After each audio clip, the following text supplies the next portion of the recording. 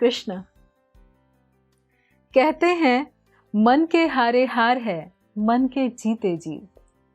मन की चंचलता सर्वविदित है, इसलिए बहुत सारे लोगों का प्रश्न रहता है कि इस मन को कैसे वश में किया जाए, क्या करें कि ये मन हमारे काबू में रहे।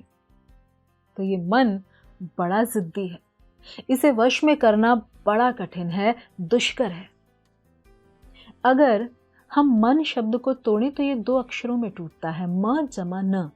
म अर्थात मैं, न अर्थात नहीं। कुल मिलाकर मन का मतलब हुआ मैं नहीं, और यहां मैं से मतलब है आत्मा। अर्थात जहां भी कुछ ऐसा हो रहा हो जो आत्मा के अनुकूल नहीं हो, तो जान लीजिए कि यह कार्य मन के द्वारा हो रहा है।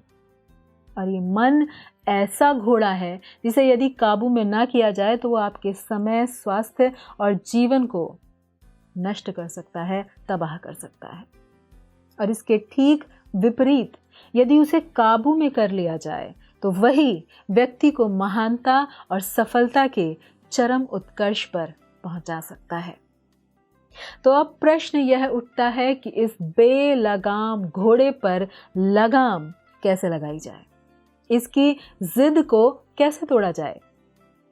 तो भगवत गीता के पृष्ठ को यदि आपने ध्यान से देखा होगा तो पाया होगा कि उस चित्र में रथ है, घोड़े हैं, लगाम है, और लगाम श्री कृष्ण के हाथ में है, और कृष्ण है सारथी, और अर्जुन रथी की जगह पर रथ में बैठे हुए हैं।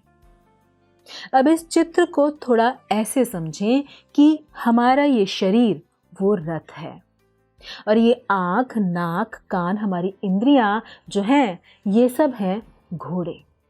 इन इंद्रियों से हम अपनी इच्छाएं पूरे करते हैं, आनंद लेते हैं, यहाँ वहाँ भागते हैं आनंद के लिए। तो ये वो घोड़े हैं, और इन घोड़ों की लगाम है हमारा मन। मन चाहेगा तो ये घोड़े नियंत्रित रहेंगे, अन्यथा ये सब घोड़े अलग अलग दिशाओं में भागकर हमें पागल बना देंगे। तो अब इस मन को वश में करने के लिए, कंट्रोल में करने के लिए अर्जुन ने लगाम यानी मन रूपी लगाम किसके हाथ में दी है? श्री कृष्ण के हाथ में। और श्री कृष्ण को बैठाया कहाँ है? बुद्धि में, सारथी की जगह पर। तब अर्जुन आराम से बैठा हुआ है रथ पर, और महाभारत के युद्ध में भी विजयी होता है। तो यहाँ पर बहुत ही सरलता से हम समझ सकते हैं कि यदि मन रूपी लगाम को वश में करना है तो उसका अर्थ है कि मन को भगवान के हाथों में देना ही होगा, क्योंकि हम मन को वश में नहीं कर सकते। क्योंकि जिसका मन वश में हो जाएगा उसे इस संसार में आना नहीं पड़ेगा। दूसरा जन्म तो मन के कारण ही लेना पड़ता है। जन्म जन्मांतर के जितने भी इंप्रेशंस हैं, संस्कार हैं, जो भी हमारी वासनाएं हैं, लालसाएं हैं, इच्छाएं हैं, उनका निशान, उनके प्रिंट्स इस मन के ऊपर होते हैं। इसीलिए मन को पवित्र करना भगवान के नाम से, वह उनके शरणागत होने से, उनके हाथ में अपने आप को सौंप देने से। इसीलिए भगवत गीता में भगवान कहते हैं कि अर्जुन, इस मन को मुझे दे दो। मयि अर्पित मनोबुद्धिर मामे वैश्यसे असंशयम। और आगे ही भगवत गीता में भगवान कहते हैं मय्यो मानाधिस्थ, अर्थात मन को कंट्रोल करना ऐसा है जैसे किसी बच्चे को हॉस्टल में डालना, ताकि टीचर, गुरुजन उसे डिसिप्लिन करें, अनुशासन में लाएं। इसीलिए ऐसे मन को भगवान के हाथ में देने से वो वश में आता है। और इसी कारण भगवान के दूसरे हाथ में चाबुक है। उस चाबुक से भगवान इंद्रियों और मन को संयम में लाते हैं। यानी मन को वश में कौन ला सकता है? भगवान। तो अब सबसे बड़ा प्रश्न ये कि मन को भगवान को कैसे दें? तो जब हम इस मन की प्रक्रियाओं को भगवान की सेवा में लगाएंगे तो ये मन वश में आएगा।